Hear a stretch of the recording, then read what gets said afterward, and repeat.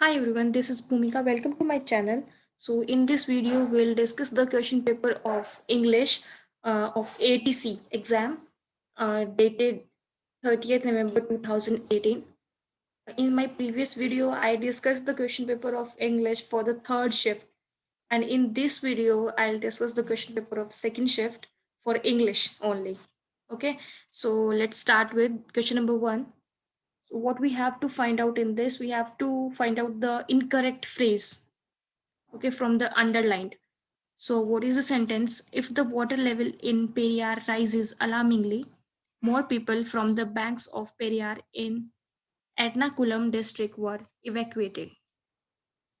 तो हमें इसमें एरर फाइंड आउट करना है. Just a minute.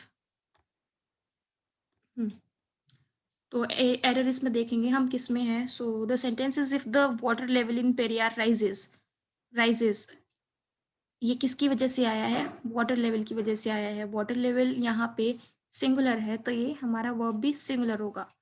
अलार्मिंगली, ठीक है, यानी कि बता के, मतलब हमें कुछ उसकी हिंट होती वाटर लेवल की कि वो इंक्रीज करता है, बता के वो अलार्म दे के वो इंक्रीज करता है तो ज्यादा लोगों को बचा पाएंगे. ये इसकी पूरी हिंदी है पूरे सेंटेंस की. तो हमारा क्या होता है, जैसे अभी हमने यहाँ पे देख लिया राइजेस है, यानी कि ये सिंपल प्रेजेंट है आपका. ठीक है, तो रूल क्या कहता है? रूल कहता है कि जब भी कोई दो एक्शन होते हैं, जब भी कोई दो एक्शन किसी भी सेंटेंस में हमें देखने को मिलते हैं, तो पहला सेंटेंस हमारा आता है सिंपल प्रेजेंट में जो पहले होता है. ठीक है, और दूसरा हमारा आता है फ्यूचर परफेक्ट टेंस में. ये होता है सिंपल प्रेजेंट टेंस और दूसरा होता है फ्यूचर परफेक्ट टेंस में. ओके, तो ऐसे हमारा ये चलता है पूरा. तो फर्स्ट हमारा जो वर्ब है वो है सिंपल प्रेजेंट में.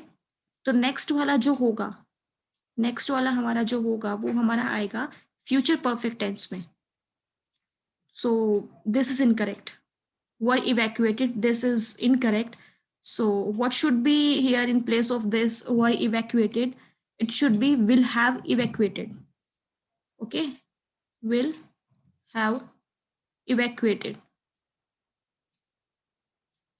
तो जैसे कि मैंने लास्ट वीडियो में बोला था कि try to solve English questions using maths.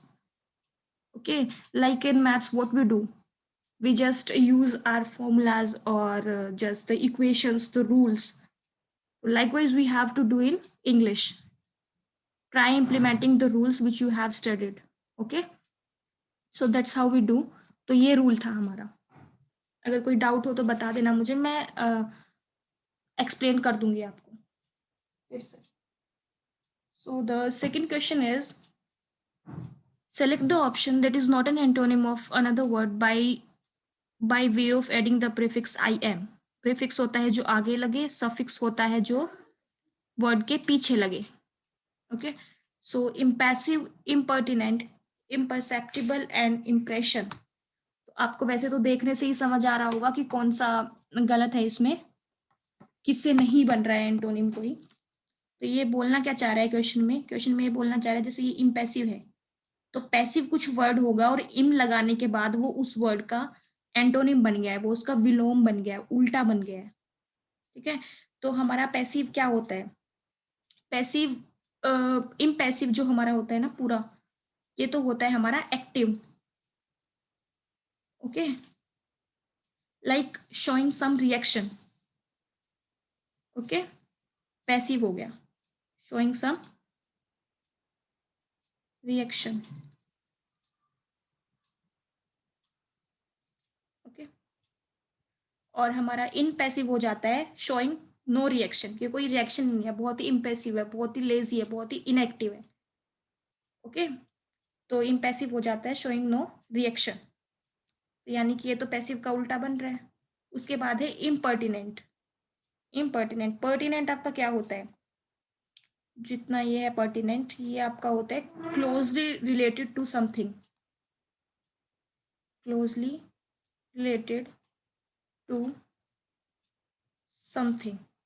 Okay, so impertinent क्या हो गया? इम्पर्टिनेंट आपका हो गया नॉट शोइंग प्रॉपर रिस्पेक्ट और नॉट रिलेटेड टू समथिंग. तो ये भी आपका एंटोनिम है पर्टिनेंट का. ओके, इसको इम्पर्टिनेंट को हम क्या बोलते हैं हिंदी में? गुस्ताख भी बोलते हैं. आगे है इम्परसेप्टिबल। तो परसेप्टिबल आपका क्या होता है, परसेप्शन आपका क्या होता है, जो आप सेंस कर सके, जो आप खुद सेंस करते हो। परसेप्टिबल क्या हो गया, that can be perceived by some sense. Okay, तो इम्परसेप्टिबल क्या हो गया, इम्परसेप्टिबल आपका हो गया can not be perceived bye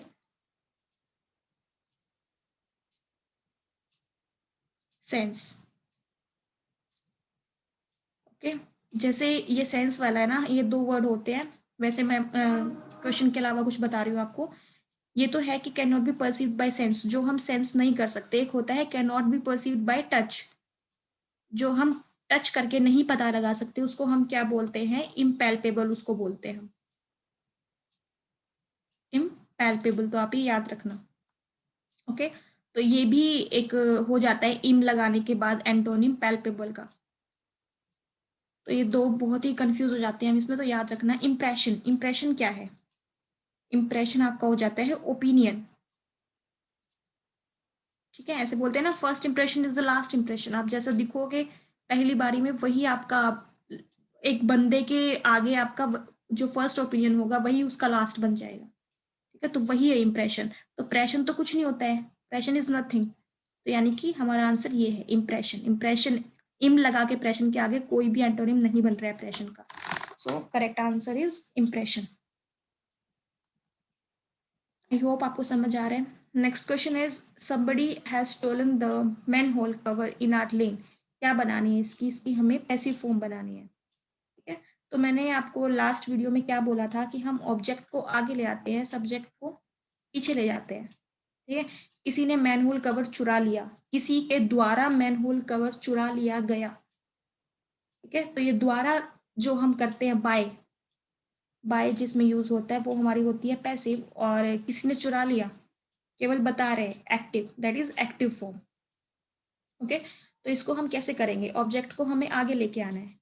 तो हमारा जो सेंटेंस स्टार्ट होगा वो होगा द मैन होल कवर इन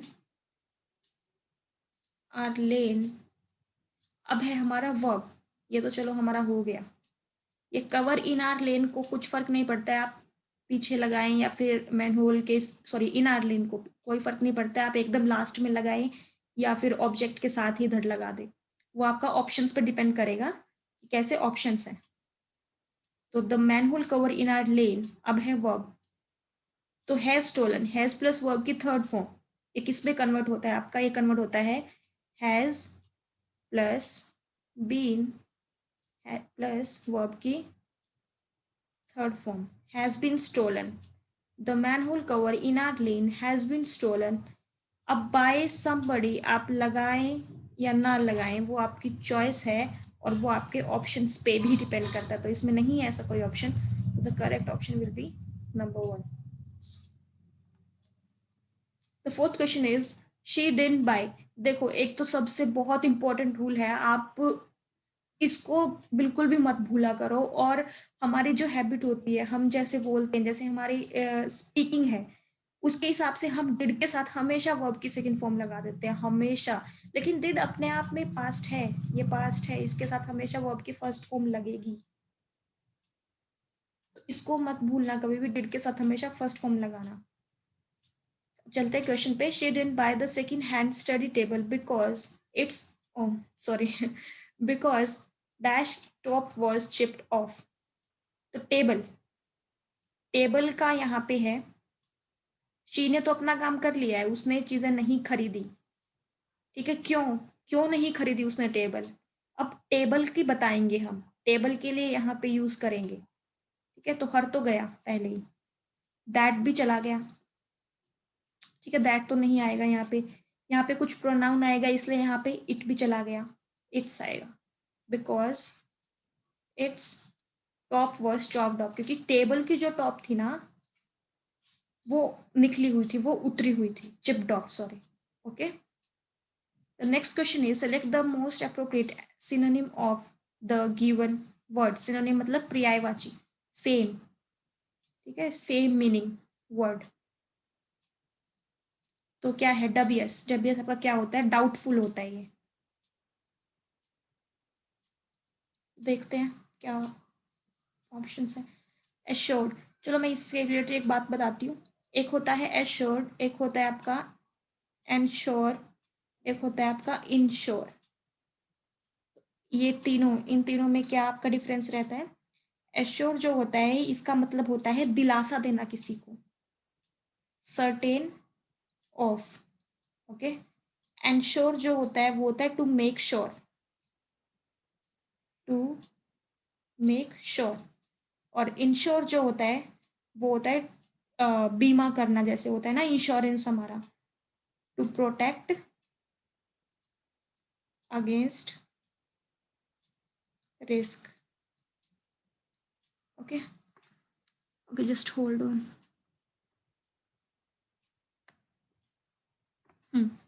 तो ये तीन वर्ड होते हैं, कंफ्यूजिंग वर्ड होते हैं, इनको याद रखना। तो आगे हम चलते हैं, जो होगा ऑप्शंस देखते हैं। और dubious doubtful. Okay, so we have doubtful in the option, so this will be the correct answer. Convinced क्या होता है? किसी को मना लेना, कन्विंस कर लेना, मनाना। और सर्टेन तो आपका होता ही है sure. So the correct answer will be doubtful. Okay, dash I didn't speak French. देखिए डिड के साथ फिर से वर्ब की फर्स्ट फॉर्म है। I manage to make myself understood. यद्यपि मुझे इंग्लिश सॉरी फ्रेंच नहीं आती थी, फिर भी मैंने अपने आप को समझा लिया, मैंने कोशिश करके अपने आप को समझा लिया। कहीं वो गया होगा बाहर, उसको नहीं आती होगी फ्रेंच बोलनी, लेकिन वो फिर भी समझ जाता था जो जो भी वहाँ पे बोलते थे या जो भी होता था। ठीक है, तो क्या आएगा देखो, इन स्पाइट ऑफ से पहले एलिमिनेट करते हैं, इसके बाद सॉरी, इन स्पाइट ऑफ सबसे पहले हम एलिमिनेट करते हैं। इसके बाद आपका या तो जिरंड आता है या तो आपका नाउन आता है। ठीक, तो जिरंड वाली पॉसिबिलिटी तो यहाँ पे चली जाती है इन स्पाइट ऑफ के बाद, क्योंकि कोई भी जिरंड नहीं है। ओके, देखो अगर आपको ऐसा कुछ भी लग रहा है ना कि मेरे प्रीवियस लेक्चर से रिलेटेड है, जैसे अभी मैंने बताया इन स्पाइट ऑफ को हम यहाँ पे एलिमिनेट करेंगे क्योंकि यहाँ पे कोई भी जिरंड नहीं है, तो आप मेरा जो पहला वीडियो था इंग्लिश लेक्चर का वो आप प्लीज़ देखना, उससे बहुत सारे डाउट्स क्लियर होंगे और मैंने बहुत सारे रूल्स वहाँ पे बता रखे हैं, तो वो ज़रूर देखना वो वाली video. Okay, in spite of के बाद या तो हमारा जिरंड आता है या फिर नाउन आता है। जिरंड क्या होता है आपका? वर्ब की first form plus ING. Okay, तो यहाँ पे क्या है देखो, इन स्पाइट ऑफ, उसके बाद ना तो यहाँ पे जिरंड है, और अगर नाउन है भी तो भी देखो ये जो है ना, डिडंट स्पीक, नेगेटिव सेंटेंस है, नेगेटिव सेंटेंस बोला है, तो दो नेगेटिव तो आपस में नहीं आ पाएंगे, तो इसलिए ये नहीं आएगा।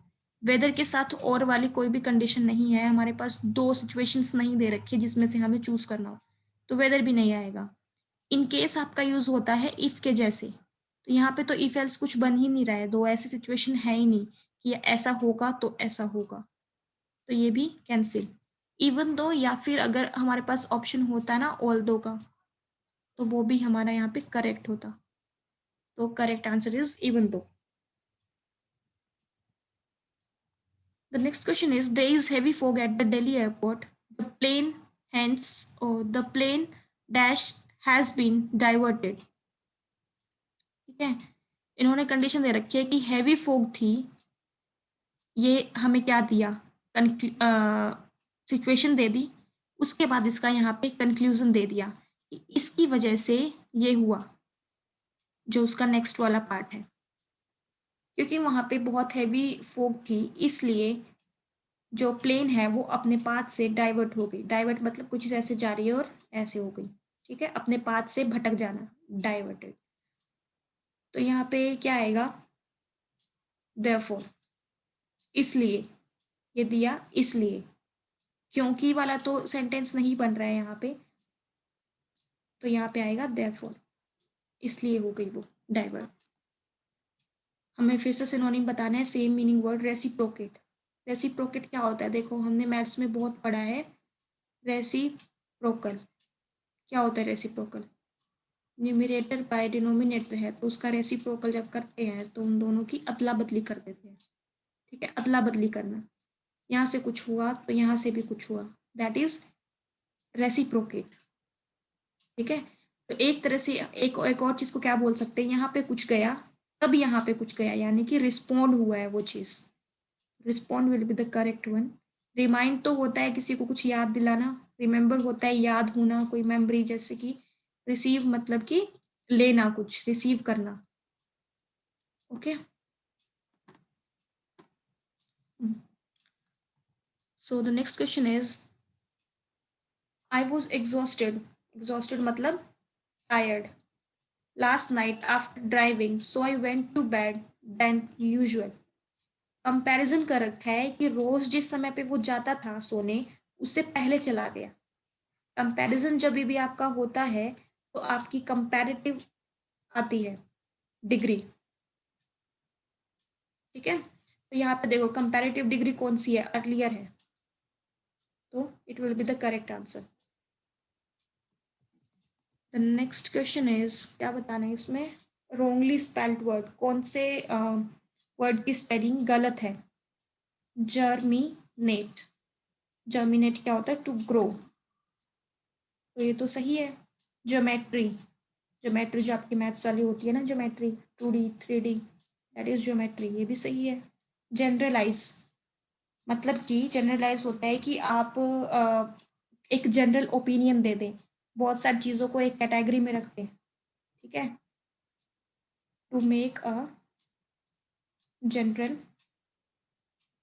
Opinion towards anything, that will be generalize. Genuine, ये हमें पढ़ने में तो लग रहा है जेन्युइन, तो स्पेलिंग भी अब आप लोगों को पता चली गई होगी, जेन्युइन, तो ये ऑप्शन सही है, ये स्पेलिंग गलत है। एज सुन एज ही, देखो एज सुन एज ही, ये पढ़ते ही आपको ये तो पता चल गया कि यहाँ पे कुछ आएगा तो भाई प्रेजेंट में ही आएगा, ठीक है, ये तो काट दो। Dash home he sits and talks, यानी कि यहाँ पे आपका क्या है, सिंपल प्रेजेंट, सिंपल प्रेजेंट क्या है, comes. As soon as he comes home, जब भी वो घर पे, जैसे ही वो घर पे आता है, वो अपने बच्चों के साथ बैठता है और उनके दिन के बारे में पूछता है, उनसे बात करता है, ओके, रोज करता है वो ऐसा काम, तो simple present comes. Okay, the next question is, क्या बताना है इसमें हमें, अच्छा एरर बताना है इसमें हमें। तो in India most people wear, in India most people wears both their traditional clothes and western dresses, तो मोस्ट पीपल क्या है, ये पीपल क्या है, पीपल आपका प्लूरल है। ये मैंने मेरी पुरानी वीडियो, बहुत सारे कॉन्सेप्ट ना पुरानी वीडियो वाले ही रिपीट हो रहे हैं, तो अब तो आपको बिल्कुल 5 मिनट लगने चाहिए सारे 20 क्वेश्चन करने में, ठीक है। पीपल्स नहीं होता है, जो हमारे पास पीपल है वो अपने आप में ही एक प्लूरल वर्ड है, ठीक है। तो प्लूरल के साथ क्या आएगा, जो वर्ब होगा, नाउन अगर प्लूरल है तो आपका वर्ब भी प्लूरल होगा, नाउन अगर सिंगुलर है तो आपका वर्ब भी सिंगुलर होगा, ठीक है। This is subject verb agreement, तो आपका पीपल प्लूरल है तो ये भी आपका प्लूरल आएगा, और नाउन के साथ एस और एस लगने पे, सॉरी, तो ये वेयर हो जाएगा। नाउन के साथ एस और ई एस जब लगता है तो वो बन जाता है प्लूरल, लेकिन वर्ब के साथ जब एस और ई एस लगता है तो वो बन जाता है सिंगुलर। इन चीज़ों में कंफ्यूज होते हैं जब ज़्यादा प्रैक्टिस नहीं होती, तो ये याद रखना। अच्छा, हमें इनडायरेक्ट फॉर्म दे रखी है, ये हमें बोल रहे हैं कि इसको डायरेक्ट फॉर्म में चेंज करो, नरेशन का क्वेश्चन है ये, चलिए करते हैं। Addressing the students the professor said that it gave him great pleasure to be interacting with them, okay, तो इसका क्या आएगा, देखो ऑप्शंस पे डिपेंड करता है, या तो यहाँ पे ऐसे हो, the professor said to the students, okay, या फिर यहाँ पे सीधा ही आपका ऑप्शन स्टार्ट कर रखा हो addressing the students, then comma, उसके बाद द प्रोफेसर सेड, मैंने क्या बताया था पुरानी वीडियो में कि दैट को कॉमा डबल इन्वर्टेड कॉमास में कन्वर्ट कर देते हैं, दैट इट अब यहाँ पे गेव कब हुआ, वर्ब की सेकेंड फॉर्म कब हुई, जब यहाँ पे प्रेजेंट में था, तभी तो ये पास्ट में चेंज हुआ ना। प्रेजेंट आपका पास्ट में चेंज होता है नरेशन में, लेकिन वॉइस में प्रेजेंट प्रेजेंट ही रहता है और पास्ट पास्ट ही रहता है। ओके, और ये क्यों चेंज हो रहा है सेकेंड फॉर्म में, क्योंकि यहाँ पे सेड है, अगर यहाँ पे सेज होता तो वो नहीं होता चेंज। ओके, तो वो प्रेजेंट का प्रेजेंट रहता। अब हमें इसको करना पड़ेगा यहाँ पे प्रेजेंट में करना पड़ेगा, क्योंकि ये इनडायरेक्ट फॉर्म में पास्ट में हो चुका है।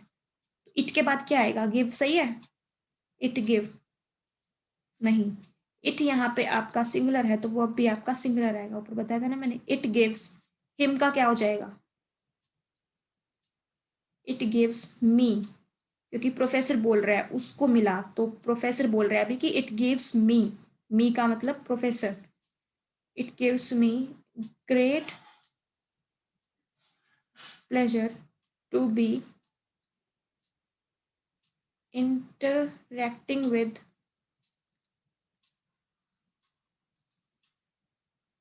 देम का क्या हो जाएगा, देखो स्टूडेंट्स है तो स्टूडेंट्स को बोल रहे हैं, तो जब भी बोलेगा, जैसे मैं बोल रही हूँ आप लोगों को, तो मैं क्या बोलूंगी, you all are very intelligent, तो यू आया ना, तो यू, ठीक है, तो ऐसे बनेगा ये, डबल इन्वर्टेड कॉमास बन फुल स्टॉप, तो आपका ये ऑप्शन सही होगा। Next question is he wrote it is time we thought, चलो यहाँ पे एक और कॉन्सेप्ट है, देखो इट इज टाइम, कभी भी ऐसा होता है ना, इट्स टाइम, या फिर होगा आपका इट्स हाई टाइम, उसके बाद वर्ब की सेकंड फॉर्म आएगी हमेशा, हम बोलने में क्या बोल देते हैं, it's high time now you have to study, हम ये बोल देते हैं, पर इसमें क्या आना क्या चाहिए कि it's time you studied, it's time you studied.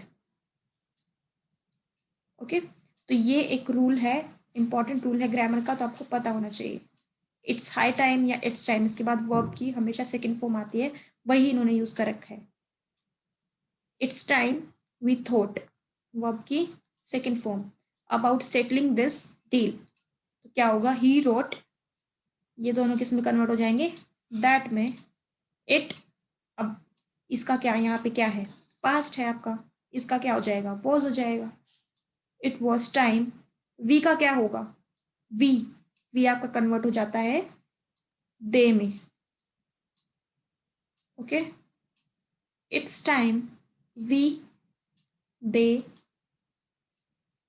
Thought, same रहेगा, अबाउट सेटलिंग दिस का क्या होगा, दैट, डील का मतलब ना, sorry, deal, deal, he wrote he wrote that it was time they thought about settling that deal। Okay, अब आप बोलोगे कि वर्ब की सेकेंड फॉर्म तो जो है ना वो हैड प्लस वर्ब की थर्ड फॉर्म में कन्वर्ट होती है, यहाँ पे तो सेम है थॉट, अरे वो सेम इसकी वजह से ही है ना, इट्स टाइम की वजह से ही है, सेम यही कॉन्सेप्ट लगेगा। तो वैसे तो उन्होंने ऑप्शन ऐसे दे दिए कि हम कंफ्यूज नहीं हो रहे हैं, हैड किसी में भी नहीं है, लेकिन अगर हैड होता भी तो भी आपको यही सही करना था, क्योंकि वो ये कॉन्सेप्ट लग रहा है इट्स टाइम वाला। Okay, I hope you understand. चलो नेक्स्ट क्वेश्चन, द फ्लैट क्या है, non living, dash is very nice but the entrance to the colony is crowded and dirty, flat तो अच्छा है लेकिन जो एंट्रेंस है ना वो क्राउडेड है और डर्टी है, योर सेल्फ नहीं आएगा, हिमसेल्फ नहीं आएगा, वन सेल्फ नहीं आएगा, क्यों नहीं आएगा, क्योंकि सब लिविंग के साथ यूज होते हैं, हमारा फ्लैट क्या है, नॉन लिविंग है, तो केवल इट सेल्फ ही बचा, तो इट सेल्फ यहाँ पे आ जाएगा। Okay, the old neem tree which dashed in our compound for 50 years suddenly crashed to the ground last night। फिर इन द ब्लैंक्स करना है, अच्छा टेंस का है, तो आपका देखो क्या है ये, for 50 years crashed last night। okay, something is being talked about the last night, something about the past। okay, और 40 साल से था, मतलब कुछ बहुत पुराना था, तो ऐसा होता है ना जो चीज बहुत पुरानी हो और अभी भी चली आ रही हो, चल ही रही हो वो, और पता नहीं कब तक चलेगी, तो बीन वाली चीज़ें उसमें यूज होती है, परफेक्ट कॉन्टिन्यूस वाली। लेकिन वो था तो बहुत पुराना, लेकिन और पिछली रात ही वो क्रैश हो गया। कुछ पास्ट में आएगा और कुछ परफेक्ट भी रहेगा। तो हैड स्टूड, आया समझ में? बताना मुझे डाउट हो तो किसी भी क्वेश्चन में। क्या बताना है इसमें? एंटोनिम, विलोम बताना है इसमें। Opposite meaning, obstructed. ऑब्स्ट्रक्टेड क्या होता है आपका? ऑब्स्ट्रक्टेड का मतलब जैसे कि कोई ऑब्स्टैकल हो, तो ऑब्स्टैकल्ड, या फिर आपका हिंडर्ड। मुझे ना आर बनाना थोड़ा सा कम आता है, तो समझ जाना ये आर है, ठीक है। तो इसका मतलब होता है कि कोई बाधा होना आपके रास्ते में, ठीक है। जैसे अपनी बहुत सारी रेस नहीं होती है, हम चलते आ रहे हैं, यहाँ पे कोई ऑब्स्टैकल रख दिया तो हमारे रास्ते को ऑब्स्ट्रक्ट कर देते हैं, हिंडर कर देते हैं वो। तो ये होता है ऑब्स्ट्रक्ट का मतलब। तो अब इसका देखते हैं ऑपोजिट क्या है। हिंडर का मतलब, ऑब्स्टेकल का मतलब, ये देखो ये ऑपोजिट इसका अनहिंडर्ड है ऑलरेडी। क्लोज्ड, बंद, ये तो नहीं होगा, ये तो पूरा ही बंद हो गया। बाधा होना और पूरा ही बंद होना, उसका डिफरेंस होता है ना। तो ब्लॉक्ड और क्लोज तो नहीं आएगा। कंफ्यूज बिल्कुल ही अलग है, मतलब सिनोनिम एंटोनिम कुछ है ही नहीं है। तो हमारा जो आंसर है वो अनहिंडर्ड है। कंफ्यूज्ड के वैसे मैं आपको बता देती हूँ एक आधे सिनोनिम्स जो बहुत यूज होते हैं। परप्लेक्स्ड, बैफल्ड, ओके, ये होते हैं यूज।